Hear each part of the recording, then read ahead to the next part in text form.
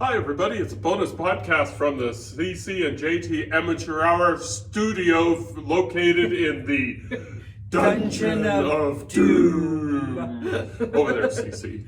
And over there's JT. And it's a bonus podcast today because it's a Snow day! Snow day. Well, snow day. I got a snow day. You got a snow day. It's a Yes. snow, every day is a snow day here. But snow day! You get a snow day. I do.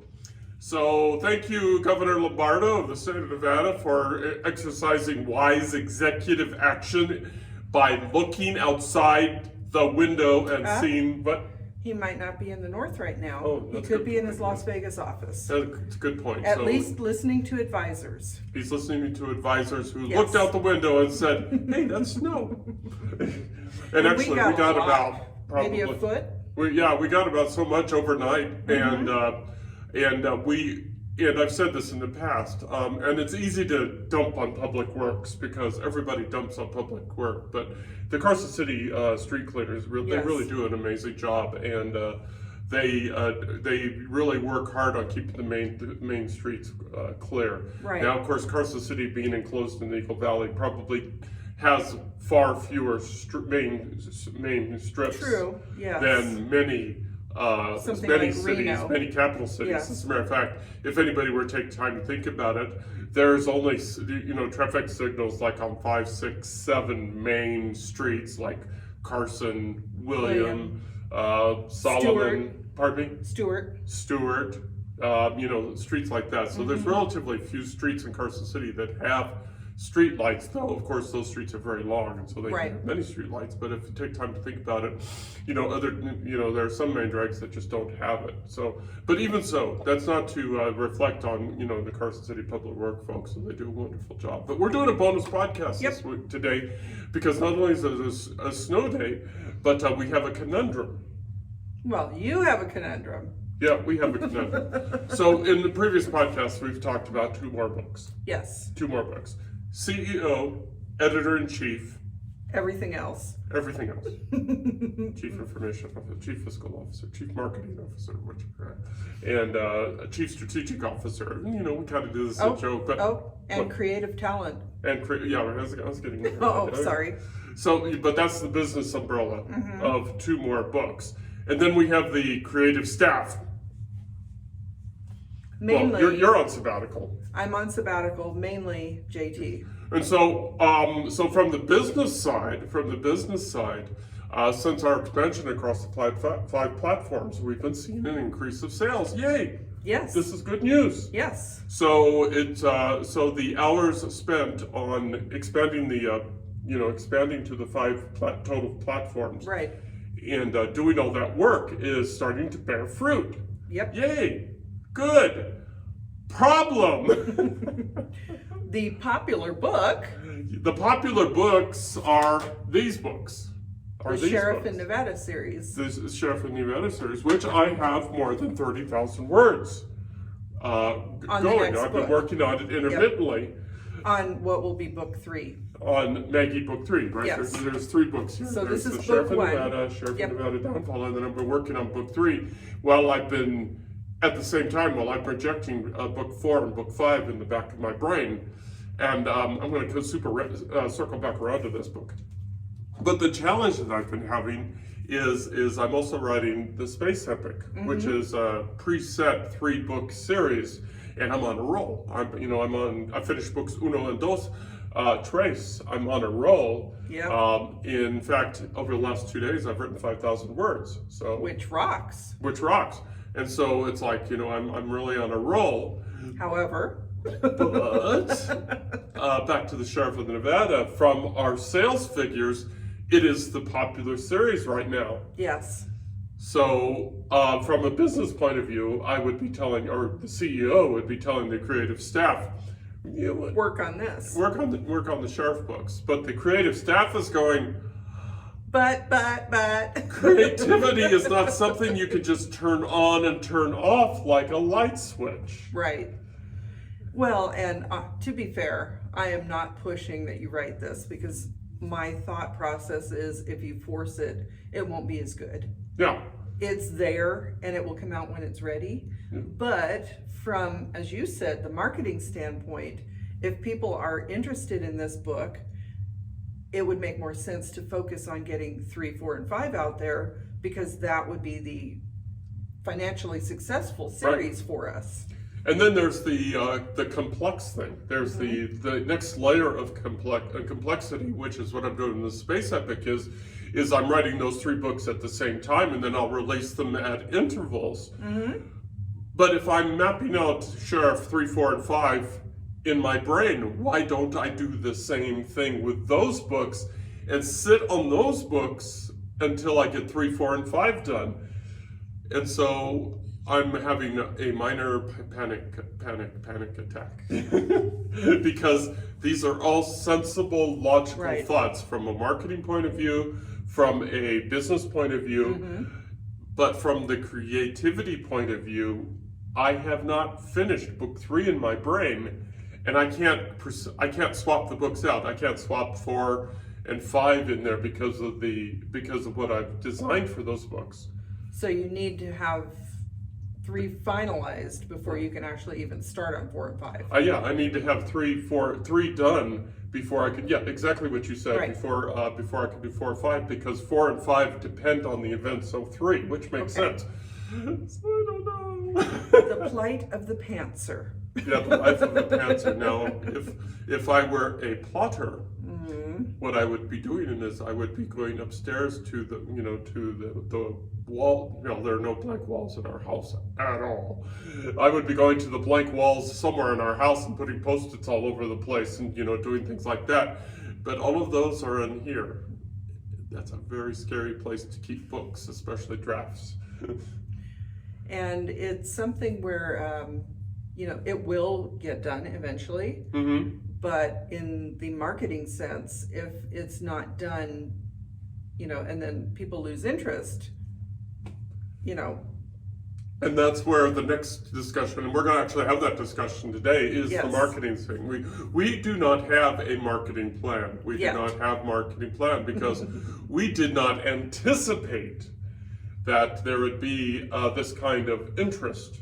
So we need a marketing plan. So the CMO and the Chief Marketing Officer and the Chief Executive Officer are going to be digging into things today to talk about marketing and things like that.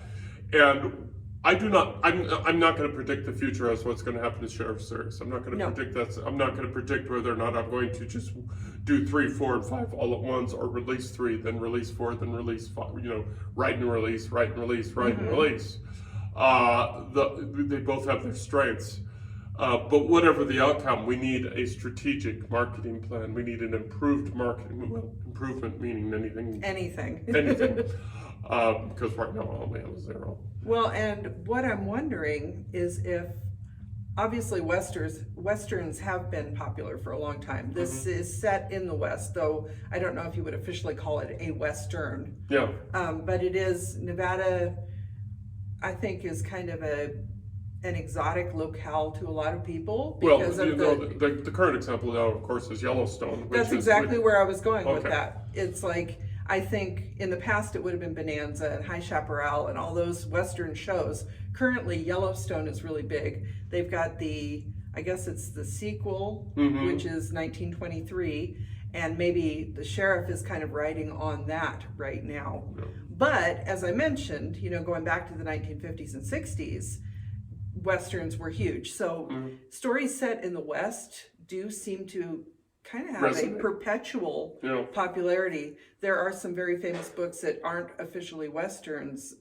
City of Trembling Leaves, for example, was set in Reno, very early 20th century book. The Shootist, which is a Western, which was also filmed in Carson City, Washoe Valley, Western. And so maybe the Sheriff books are kind of riding along with that. So maybe it won't go away because these will always be popular. Well, I think what appeals is that this is always the case.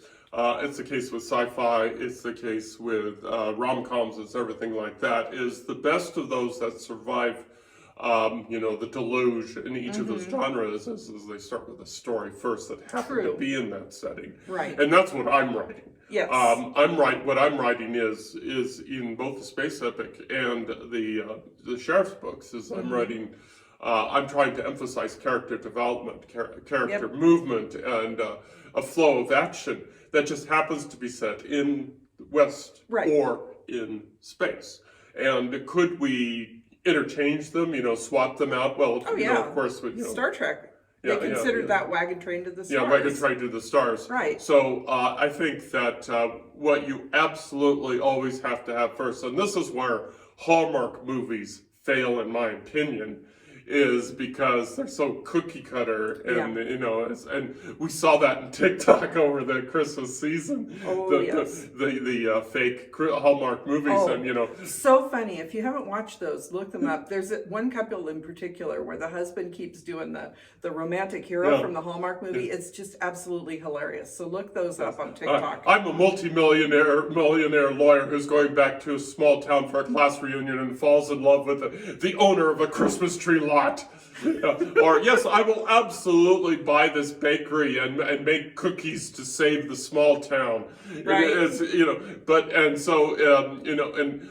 we don't mean to insult Hallmark movies, because we actually have a book that would be perfect for a Hallmark movie. Yes. But on the flip side, they all blend together because nothing really stands out among them because the story is the same. Right, but for that same reason, they have created so many of them because that's basically comfort food. Yep. During the winter months when it's so dark and cold, and especially during the holiday season, everybody kind of gravitates toward those movies because you don't have to think a lot. You kind of know it's going to end happily somehow. Yep. Usually you know how. And then it makes you feel good, and you spend a couple hours that you would have otherwise been sitting in the dark. Gum. Yeah. There's nothing wrong with bubblegum. It's awesome. It provides that healthy escapism. So let's mosey back around to our conundrum of business practices versus creative. The product.